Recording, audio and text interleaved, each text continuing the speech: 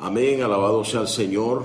Bueno, le damos gracias a Dios una vez más por esta oportunidad que nos da de continuar con esta serie, La restauración de la realidad interior, parte 4 en esta oportunidad, lo que vamos a disfrutar.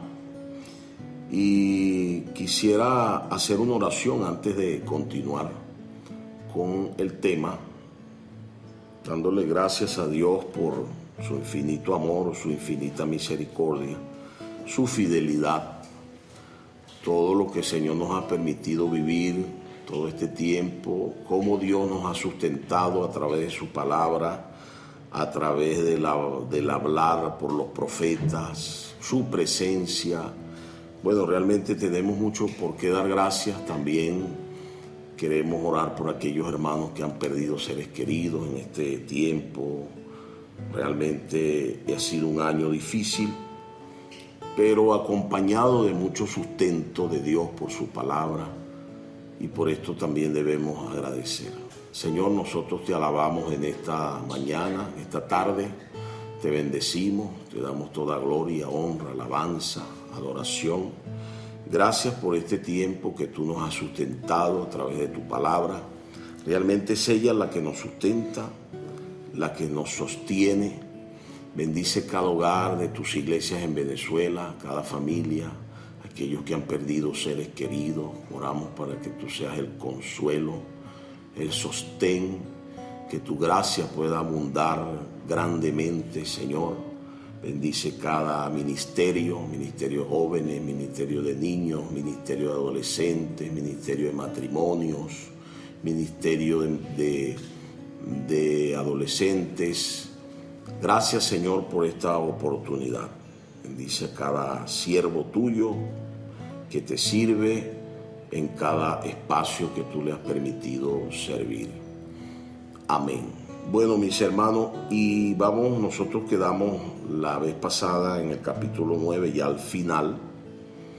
Pero antes de entrar en Nehemías, quisiera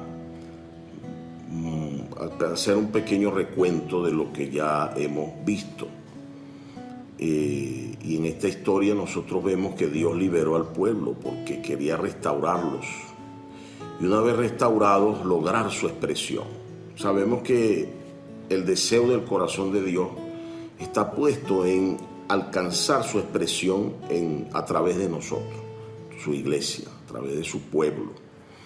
Y para ello Él necesita realmente restaurar todo aquello que el enemigo ha dañado, todo aquello que es viejo, todo aquello que fue dañado en la caída.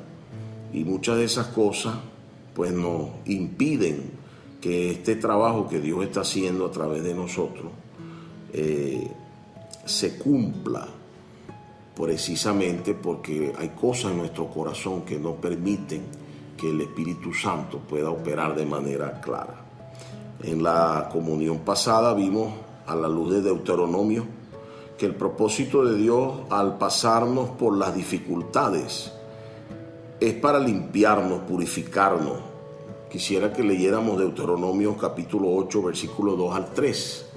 Dice: y te acordarás de todo el camino por donde te ha traído Jehová tu Dios estos 40 años en el desierto, para afligirte, para probarte, para saber lo que había en tu corazón, si habíais de guardar o no sus mandamientos.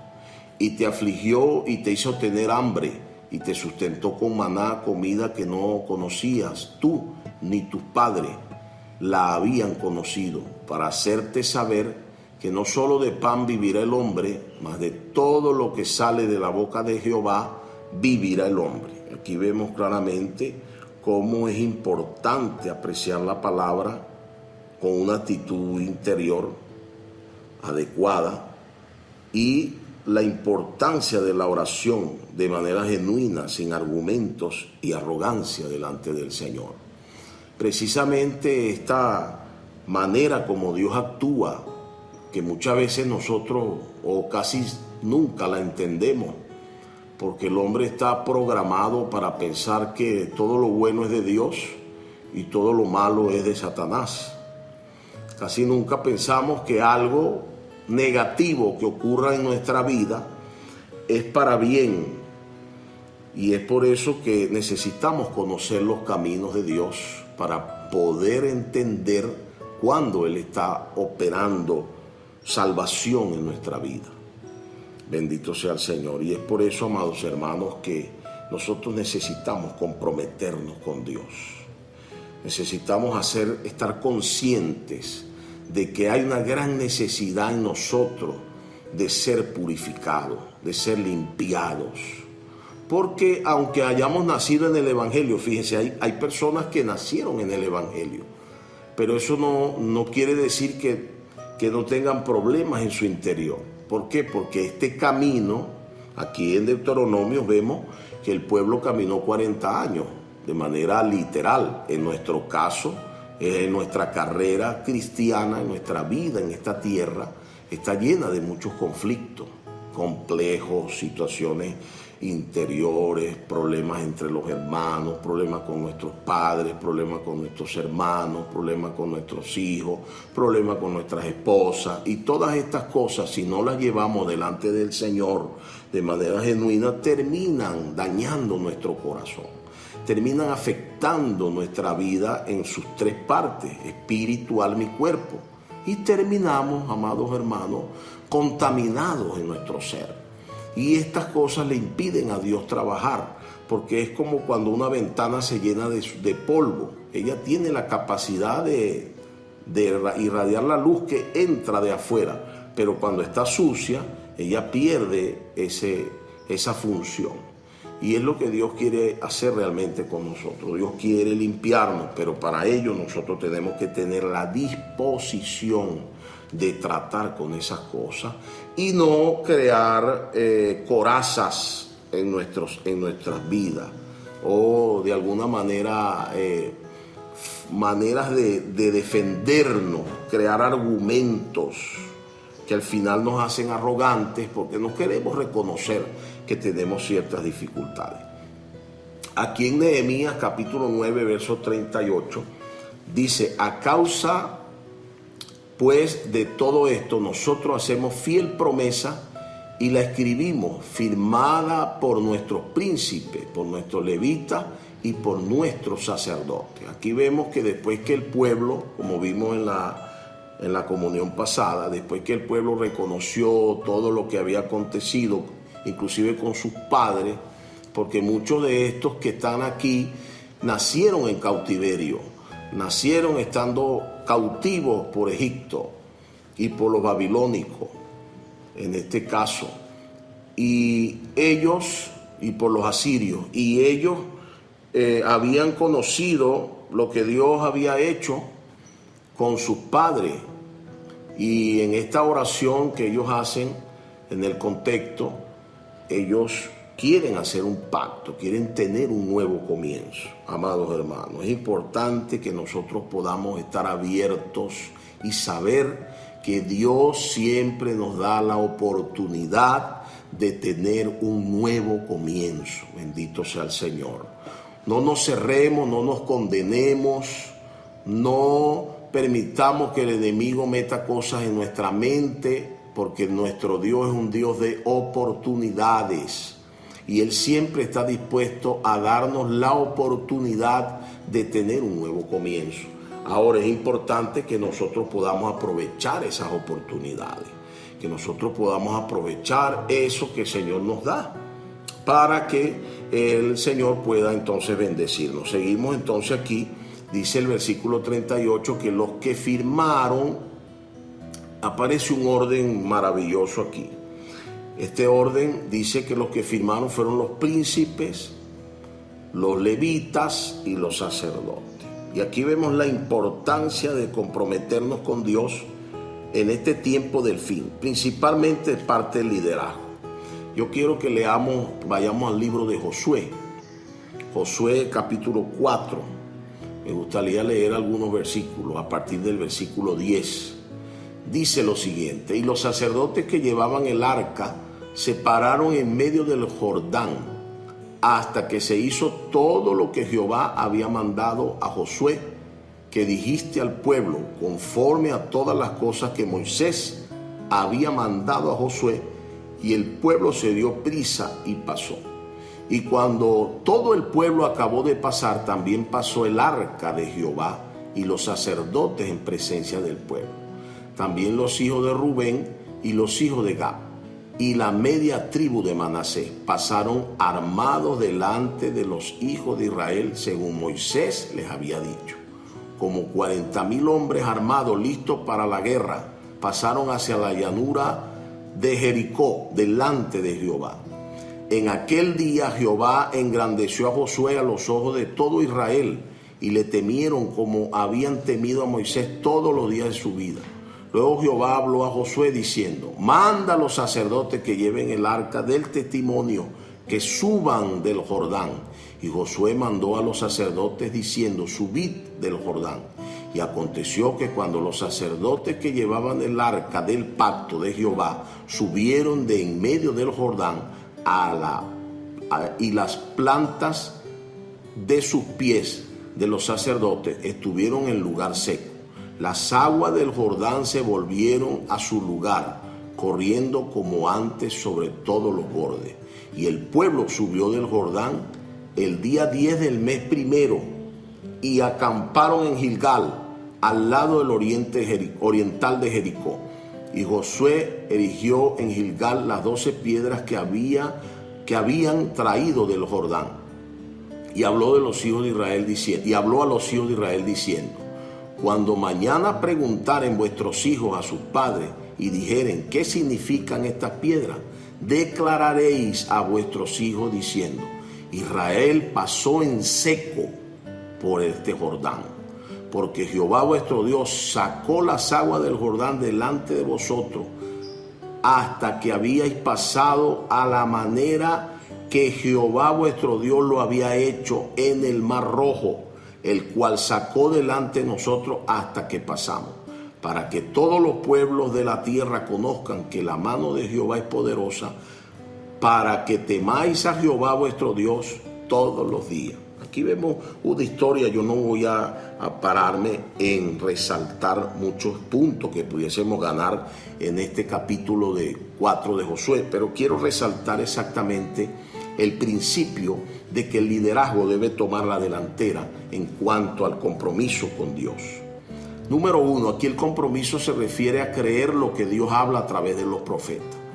Si usted obedece la dirección de Dios a través de los hermanos que van delante de usted, usted tiene la victoria asegurada. Créame. El pueblo, ¿quiénes pisaron primero el Jordán para que el Jordán se pusiera en seco, como lo dice aquí? Fueron los sacerdotes con el arca. Y ellos no sacaron los pies del río hasta que todo el pueblo pasó. Después ellos salieron y el río volvió a su normalidad. Entonces aquí vemos un principio maravilloso y importante, que aquí se resalta todo conforme a lo que Moisés le había ordenado o le había orientado a Josué. Y estos son principios, hermanos, que muchas veces creemos que no son importantes.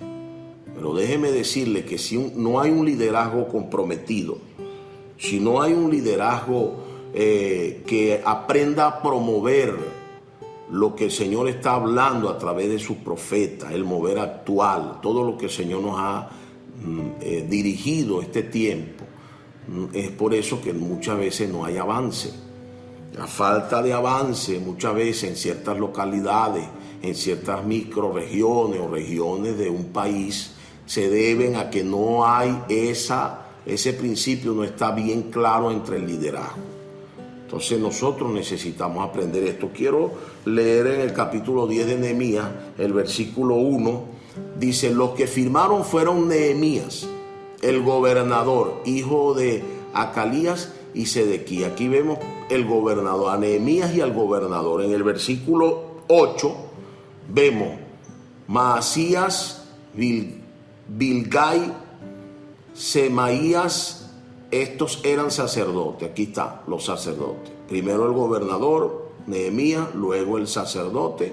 Versículo 9 dice: y los levitas, Jesúa, hijo de Asanías, Binui, de los hijos de Enadad y Cadmiel, también parte del liderazgo. Versículo 14, los cabezas del pueblo, Paros, Patnaot, Elán y Satubani, todo el liderazgo. Y el versículo 28 dice, y el resto del pueblo, los sacerdotes, levitas, porteros y cantores, los sirvientes del templo y todos los que se habían apartado de los pueblos de la tierra a la ley de Dios, con sus mujeres, sus hijos e hijas, todos los que tenían comprensión y discernimiento. Alabado sea el Señor.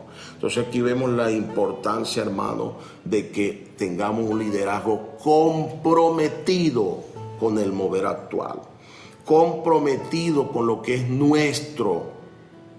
En el pasado nosotros era difícil decir mi iglesia, ahora no, ahora necesitamos ganar este sentido de pertenencia.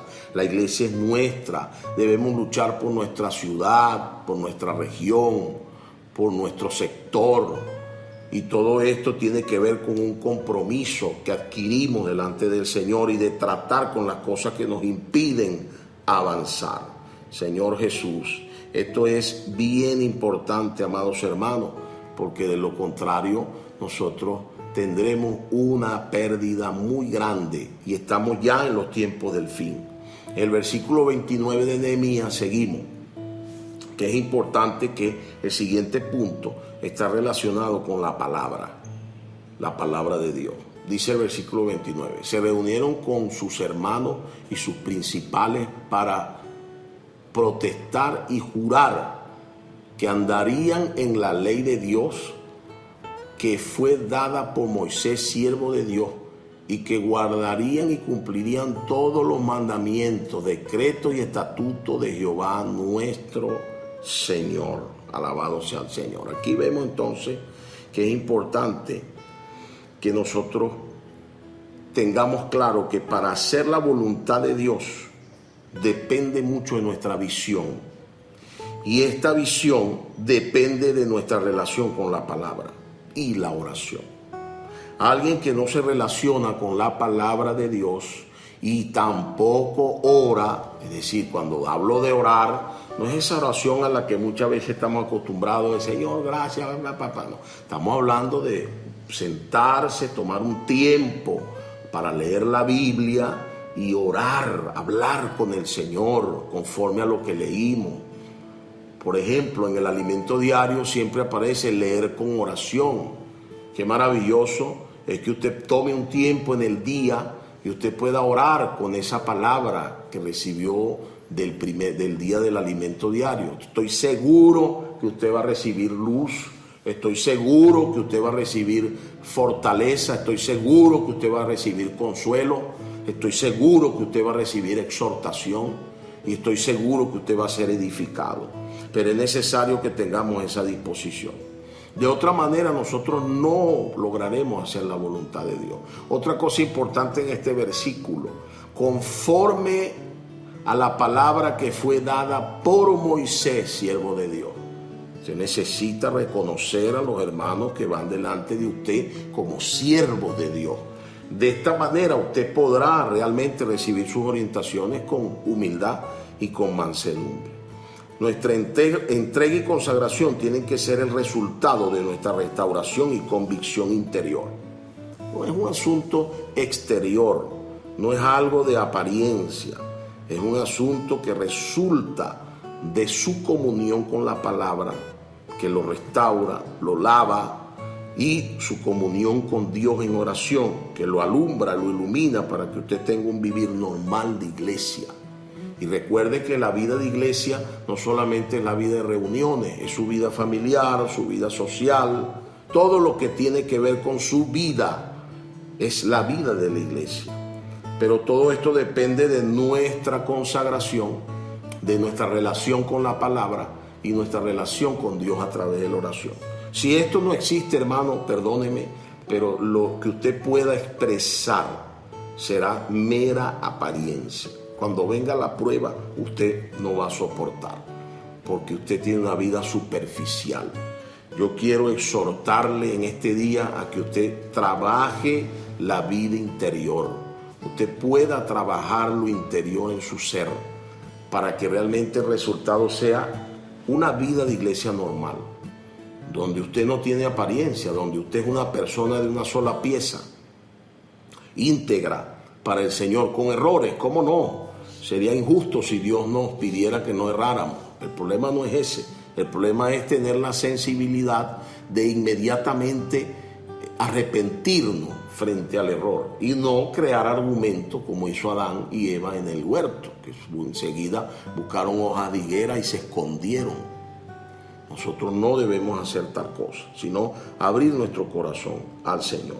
Hoy nosotros debemos hacer el siguiente análisis: ¿cómo es una vida sin Dios y su palabra?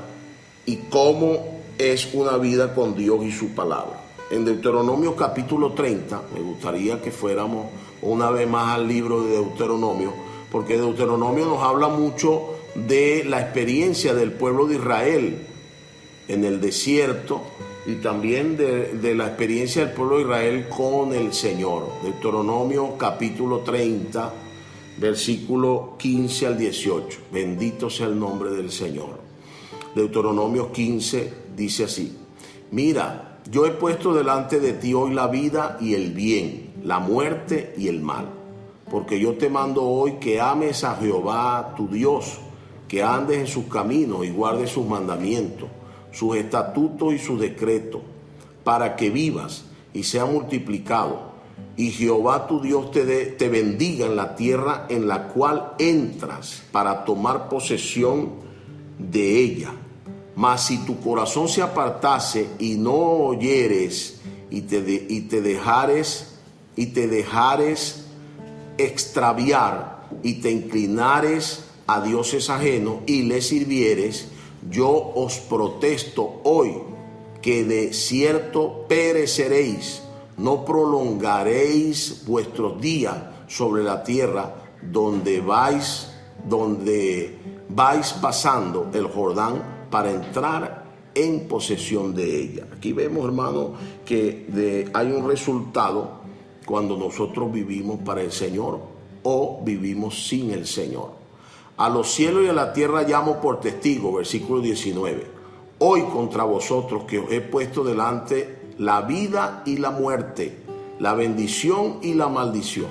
Escoge pues la vida para que viváis tú y tu descendencia. Versículo 20.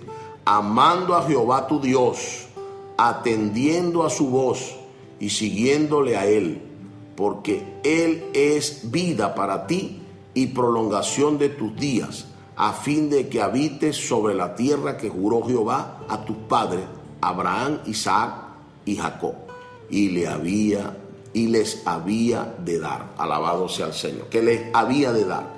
Alabado sea el Señor. Aquí vemos entonces claramente que nosotros debemos hacer una comparación. El pueblo de Israel experimentó la diferencia entre seguir a Dios y no seguir a Dios. Vamos a ver en Segunda de Crónicas capítulo 12. Segunda de Crónicas 12, 7 al 8. Alabado sea el Señor.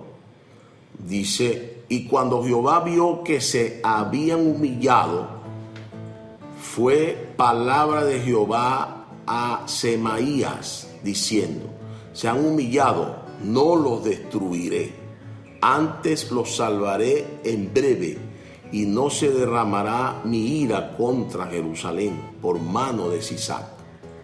Pero serán sus siervos, para que sepan lo que es servirme a mí y que es servir a los reinos de las naciones. Aquí el pueblo, ¿por qué el pueblo tuvo que sufrir tanto? Hermano, porque el pueblo no quiso servir a Dios, sino que quiso servir a las naciones. ¿De qué manera lo demostraron? Siendo infieles a lo que el Señor les había encomendado. Entonces hoy nosotros necesitamos tomar la decisión correcta. Lo mejor es servir al Señor, a pesar de todas las dificultades y sufrimientos que podamos pasar, que sabemos que nuestra esperanza no está puesta en esta tierra, sino que está puesta en el Señor. Es por eso que debemos siempre escoger servir a Dios en la vida de la iglesia. ¿Por qué servir en la vida de la iglesia? Bueno, porque Dios nos ha demostrado el cuidado de amor que hemos tenido todo este tiempo. A través de las dificultades, todos debemos reconocer que no hemos estado solos. Los hermanos han estado pendientes de nosotros. Ha habido un cuidado amoroso a través de la palabra, también a través de las ofrendas donde ha habido necesidad, hermanos con enfermedad. Todos los hermanos se han abocado. Es por eso que lo mejor es servir a Dios y en la vida de la iglesia. Alabado sea el Señor. Todo esto está relacionado con la palabra. La palabra es lo que nos va a llevar a hacer la voluntad de Dios. Alguien que no conoce la palabra, que no tiene visión, no puede hacer la voluntad de Dios. Es por eso que necesitamos nosotros tener esa relación con la palabra, apreciar la palabra y tener esa comunión en la oración. En el versículo 30, en adelante, versículo 30 exactamente, dice: y que no daríamos nuestras hijas a los pueblos de la tierra, ni tomaríamos sus hijas para nuestros hijos. Esto habla entonces de tomar una decisión, hermano, de separarnos para el Señor. Una de las cosas que más daño le hace a nuestra vida es querer tener una vida doble, es querer tener una vida, un pie en el mundo y un pie en la iglesia.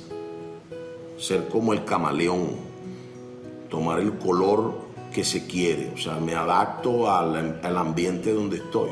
Eso quiere decir que no tengo identidad, que realmente tengo un problema de identidad.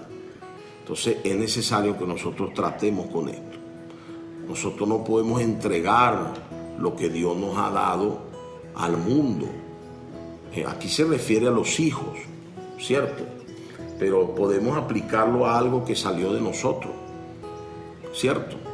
No podemos dar lo que Dios nos dio y entregarlo al mundo. Dios nos dio la salvación, Dios nos dio una vida para vivirlo a Él en plenitud, pero nosotros entonces escogemos al mundo. También esto se puede aplicar a los cabezas de hogar, a los padres que permiten que sus hijos se mezclen con el mundo.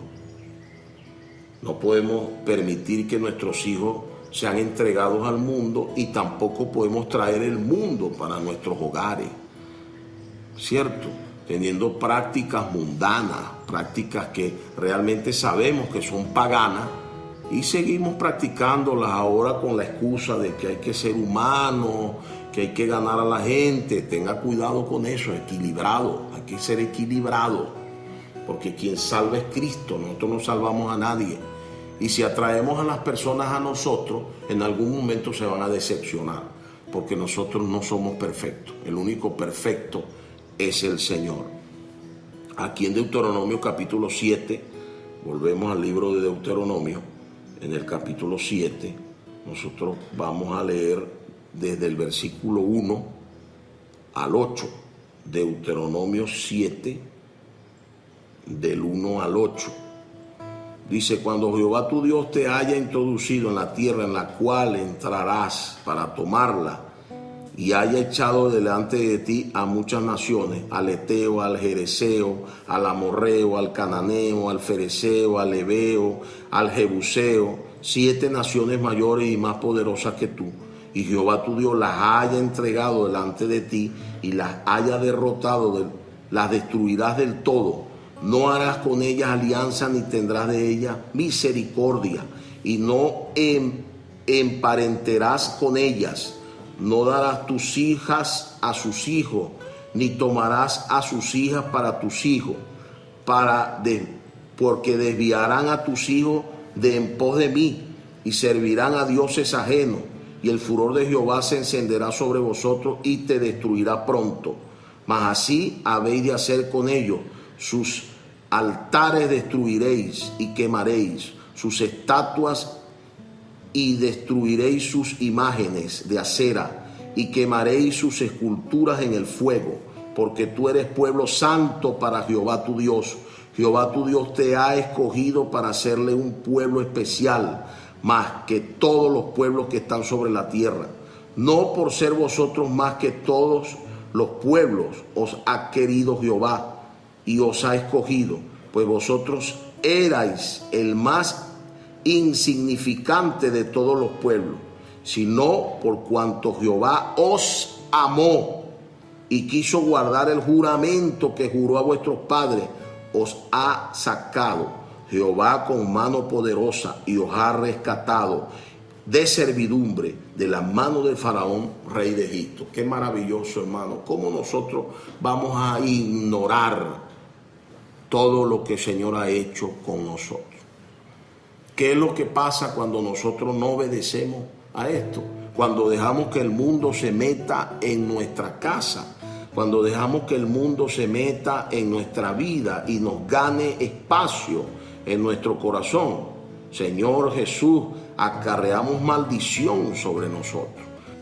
No podemos traer el mundo a nuestros hogares, porque al final el mundo lo que trae es maldición, ni a nuestros hogares ni a nuestra vida. Deuteronomio 23:4 dice: por cuanto no os salieron a recibir con pan y agua al camino cuando salisteis de Egipto, y porque alquilaron contra ti a Balaam, hijo de Beor, de Petor, en Mesopotamia, para maldecirte. Mas no quiso Jehová tu Dios oír a Balaam, y Jehová tu Dios te convirtió la maldición en bendición, porque Jehová tu Dios te amaba. Bendito sea el Señor. ¿Cuál es el objetivo de todo del mundo? Maldecirnos, traer maldición a nuestra vida. En esta historia sabemos que estos pueblos contrataron a Balaam para que maldijera al pueblo de Israel, pero Dios no lo permitió. No permitamos, hermanos, que la maldición venga a la vida de nuestros hijos y venga a nuestras vidas, porque nosotros no queramos separarnos para el Señor. Alabado sea el Señor. En Números 31, versículo 14 en adelante, dice lo siguiente. Números capítulo 31, versículo 14 al 17. Números 31, 14 al 17. Dice: y se enojó Moisés contra los capitanes del ejército, contra los jefes de millares y de centenas que volvían de la guerra. Y le dijo Moisés: ¿por qué habéis dejado con vida a todas las mujeres? He aquí, por consejo de Balaam, ellas fueron causa de que los hijos de Israel prevaricasen contra Jehová en lo tocante a Baal Peor, por lo que tuvo mortandad en la congregación de Jehová. Matad pues ahora a todos los varones de entre los niños, matad también a todas las mujeres que haya conocido varón carnalmente. Aquí vemos la orden de Dios de manera clara en cuanto a las cosas del mundo. Esto está hablando en el mismo contexto de Deuteronomio y en el mismo contexto de ese pacto que incluía el no mezclarnos con la gente del mundo. ¿Qué pasó aquí? El Dios manda a eliminar, matar todo aquello que nos hace acercar al mundo. Y las consecuencias son terribles de la mezcla. Y es por eso que el pueblo de Israel pasó por tantas situaciones. Es necesario que nosotros aprendamos todas las lecciones que nos da la vida y todo lo que la palabra nos dice, lo podamos aplicar para que nosotros no pasemos por esta situación. El pueblo de Israel pasó por todo esto y ellos aprendieron la lección y aprendieron a apreciar la palabra. En estos tiempos finales tenemos que estar velando por causa del misterio de la iniquidad. ¿Qué quiere el misterio de la iniquidad? Quiere llevarnos al desvío de la fe, llevarnos a no creer en Dios, llevarnos a olvidar las palabras que el Señor nos ha hablado. Y es por eso que nosotros necesitamos, amados hermanos, estar atentos. Para eso necesitamos la palabra y para eso necesitamos hacer santidad, buscar la santidad, buscar separarnos para el Señor, para que el enemigo no tenga puertas abiertas en nuestras vidas. Entendamos algo, Si le dejamos puertas abiertas al enemigo, él va a entrar y va a destruirnos, porque el enemigo nos odia. Y no pensemos nosotros que el Señor va a intervenir, porque ya Él nos está hablando claramente qué debemos hacer para que nosotros no caigamos en las trampas del enemigo. Versículo 31 de Nehemías capítulo 10 dice: asimismo, que si los pueblos de la tierra trajesen a vender mercadería y comestible en día de reposo, nada tomaríamos de ellos en este día, ni en otro día santificado, y que el año séptimo dejaríamos descansar la tierra y remitiríamos toda deuda. Alabado sea el Señor. Aquí nos habla claramente de la dependencia. Otro asunto importante dentro de la restauración de la realidad interior. Número 1, necesitamos la palabra y la oración.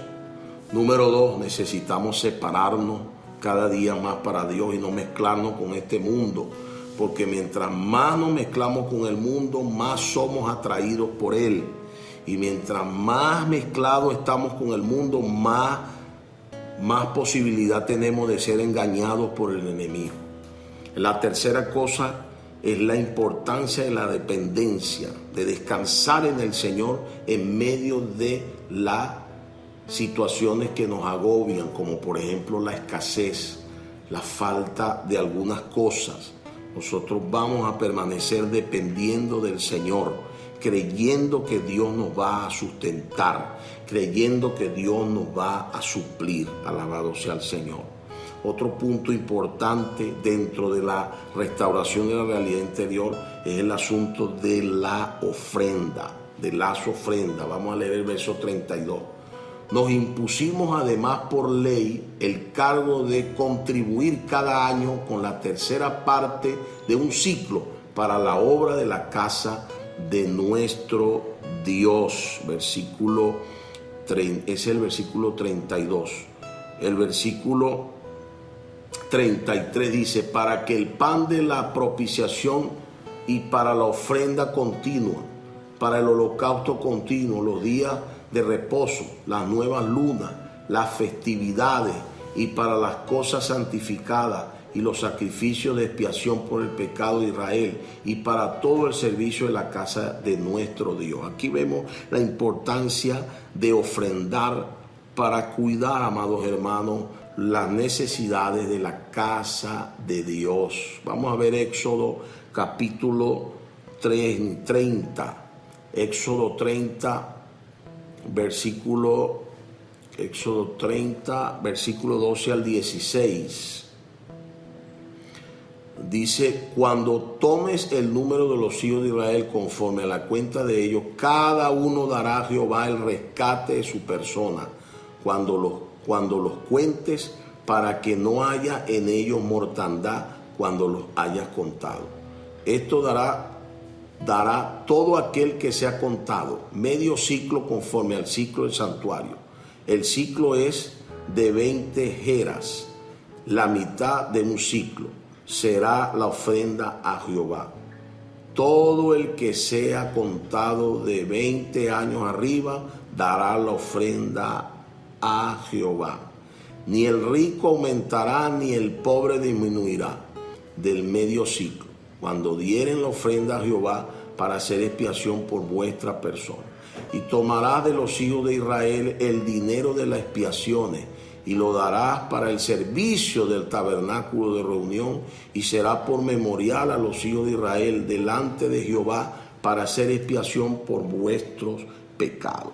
Todo esto tenía como fin un recordatorio de que eran de Dios y a Él se debían. Amados hermanos, nosotros sabemos que la ofrenda mostrada en el Nuevo Testamento, tanto los diezmos como las ofrendas, tienen como objetivo la gratitud. Nosotros debemos ser agradecidos con todo lo que el Señor nos ha dado, porque a Él se debían. Toda esta costumbre, todo esto que el pueblo de Israel había tomado como ley y que en cierta parte era exterior, tenía como fin que ellos se recordaran de a quién pertenecían y quién los había salvado. Hoy en el Nuevo Testamento nosotros simplemente estamos agradecidos y debemos cuidar de las necesidades de la casa de Dios. Y el apóstol Pablo en 2 Corintios capítulo 9, versículo 7,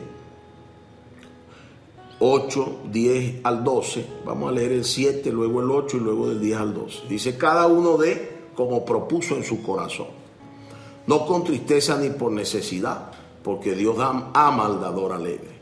Y poderoso es Dios para hacer que abunde en vosotros toda gracia, a fin de que teniendo siempre en todas las cosas todo lo suficiente, abundéis para toda buena obra. Versículo 10. Y el que da semilla al que siembra y pan al que come, proveerá y multiplicará vuestra sementera y aumentará los frutos de vuestra justicia, para que estéis enriquecidos en todo, para toda liberalidad, la cual produce por medio de nosotros acciones de gracia a Dios, porque la administración de este servicio no solamente suple lo que a los santos falta, sino que también abunda en muchas acciones de gracia. Alabado sea el Señor. Nosotros necesitamos ver, hermano, que la casa de Dios, en ella hay necesidad. A mí me preocupa que nosotros nos estemos acostumbrando solo a ofrendar cuando hay necesidad. Necesitamos tener el hábito de diezmar, de ofrendar. Todos los primeros días de la semana debemos ofrendar de lo que Dios nos ha dado, sea poco, sea mucho, de acuerdo a como Dios te haya prosperado. De acuerdo a eso tú debes ofrendar, porque esto es parte de una restauración de la realidad interior. Alabado sea el Señor. ¿Por qué hay acciones de gracia? Bueno, hermano, porque todos ustedes saben que en la iglesia las ofrendas no van para el bolsillo de una persona. Las ofrendas son para las necesidades de los santos, conforme lo dice aquí la palabra. Y todos nosotros hemos sido testigos y partícipes de esta bendición. Cada vez que Dios ha permitido, hay una ofrenda para suplir necesidades en la casa de Dios. ¿Qué es la casa de Dios? Nosotros sabemos que no es un lugar físico. La casa de Dios son los santos. La casa de Dios somos nosotros, según 1 Timoteo 3:16. Porque para que si tardo, vamos a buscarlo. 1 Timoteo. Alabado sea el Señor. 1 Timoteo 3:15. Para que si tardo sepas cómo debes conducirte en la casa de Dios, que es la iglesia del Dios viviente, columna y baluarte de la verdad. Entonces aquí la casa de Dios es la iglesia, y las necesidades que hay en la casa de Dios tienen que ver con cada uno de nosotros, y para ello ofrendamos, para pagar el local si tenemos local, para hacer mantenimiento a los equipos, para que el evangelio avance, para los hermanos de tiempo integral o tiempo completo, para los hermanos con necesidad, para los hermanos con cierta discapacidad. Y de acuerdo al Señor nos permita, mientras más ofrenda haya, más capacidad tendremos los que administran de cooperar con las necesidades de los santos. Alabado sea el Señor. Es necesario que veamos la necesidad de la casa de Dios. Alabado sea el Señor. Nuestra ofrenda debe ser espontánea, por agradecimiento. No debe ser algo impuesto, pero debemos ofrendar. Bendito sea el Señor. En el versículo 34 aparece una ofrenda curiosa de Nehemías 10. Nehemías capítulo 10, versículo 34. Dice lo siguiente: echamos también suerte los sacerdotes, los levitas y el pueblo acerca de la ofrenda de la leña, para traerla a la casa de nuestro Dios, según la casa de nuestros padres en los tiempos determinados, cada año, para quemar sobre el altar de Jehová nuestro Dios, como está escrito en la ley. Bueno, con relación a esta ofrenda, en Josué capítulo 9, verso 23, los pueblos que fueron tomados cautivos por el pueblo de Israel, ellos buscaban leña para el fuego del altar. Aquí hay una aplicación espiritual. Hoy nosotros debemos ser aquellos que siempre están dispuestos a traer el fuego al altar a traer la leña, al altar para que el fuego no se apague. Hablando de la importancia de la intercesión constante por la casa de Dios. Esta intercesión constante por la casa de Dios y esta ofrenda llamada la ofrenda de leña o la ofrenda de la leña. Es necesario que el Señor levante en nuestro medio hermanos y hermanas que tengan esta ofrenda constante, intercesión constante para que el fuego no se apague en la casa de Dios. Recuerde que todos los ministerios deben orar, pero necesitamos un ministerio de intercesión que esté orando constantemente por cada ministerio, que esté orando constantemente por los hermanos que van delante de nosotros, para que el fuego no se apague. Aquí seguimos en Nehemías, seguimos hablando entonces acerca de la ofrenda, versículo 35 de Nehemías 10, alabado sea el Señor. Nehemías capítulo 10, versículo 35 al 37. Dice de la siguiente manera: y que cada año traeríamos a la casa de Jehová las primicias de nuestra tierra y las primicias del fruto de todo árbol, asimismo los primogénitos de nuestros hijos y de nuestro ganado, como está escrito en la ley, y que traeríamos los primogénitos de nuestras vacas y de nuestras ovejas a la casa de nuestro Dios, a los sacerdotes que ministran a la casa de nuestro Dios, que traeríamos también las primicias de nuestra masa, de nuestra ofrenda y del fruto de todo árbol, y de vino y de aceite para los sacerdotes y a las cámaras de la casa de nuestro Dios, y el diezmo de nuestra tierra para los levitas, y que los levitas recibirían las décimas de nuestras labores en todas las ciudades. Versículo 38, y que estaría el sacerdote hijo de Aarón con los levitas cuando los levitas recibiesen el diezmo, y que los levitas llevarían el diezmo del diezmo a la casa de nuestro Dios, a la cámara de la casa del tesoro. Alabado sea el Señor. Entonces aquí vemos que hay ofrenda de las primicias. Yo recuerdo que cuando yo recibí al Señor, yo tenía 16 años, mi primer trabajo lo tuve a los 17, casi 18. Y yo recuerdo que mi primer sueldo, yo lo ofrendé total, como una primicia. Eso es algo, por supuesto, personal, algo muy personal que tiene que ver con nuestra consagración y nuestro hábito de ofrendar. Nosotros necesitamos aprender y tener estas experiencias, pero son cosas totalmente espontáneas y que usted debe experimentarlas, dar las primicias. Hay cristianos que tienen como hábito ofrendar las primicias del año. ¿En qué sentido? Bueno, su primer ingreso del año lo entregan totalmente al Señor. Pero todo eso son experiencias personales. Pero es importante que usted sepa que esta ofrenda existe y que usted puede hacerla.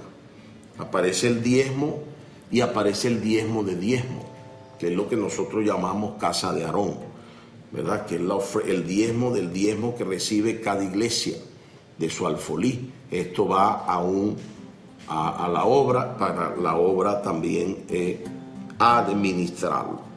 Y por último, en el versículo 39 leemos: porque las cámaras del tesoro han de llevar los hijos de Israel y los hijos de Leví la ofrenda del grano, del vino y del aceite, y allí estarán los utensilios del santuario, y los sacerdotes que ministran, los porteros y los cantores, y no abandonaremos la casa de nuestro Dios. Aquí vemos la importancia de la ofrenda, del diezmo, de la primicia, de todos los tipos de ofrenda. No tenemos tiempo, pero pudiéramos desarrollar qué significa cada uno de estos ítems. ¿verdad?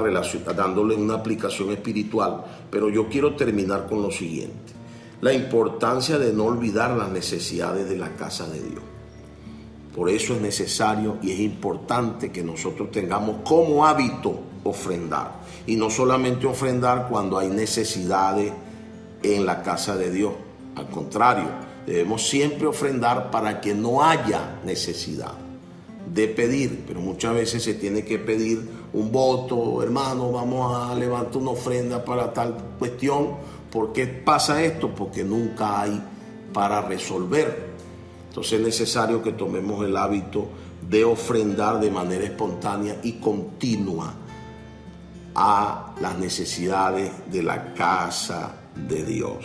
Entonces revisamos 4 puntos relacionados con la realidad y la restauración de la realidad interior: el amor por la palabra y la oración, la importancia de la santidad, de separarnos, de no dejar que el mundo entre para no traer maldición a nuestra vida, la importancia de depender del Señor en todo, sabiendo que Él es nuestro sustento y nuestro sostén, y la importancia de ofrendar para que en la casa de Dios no haya necesidad. Dios les bendiga, queridos hermanos. Hasta la próxima. Jesucristo es el Señor.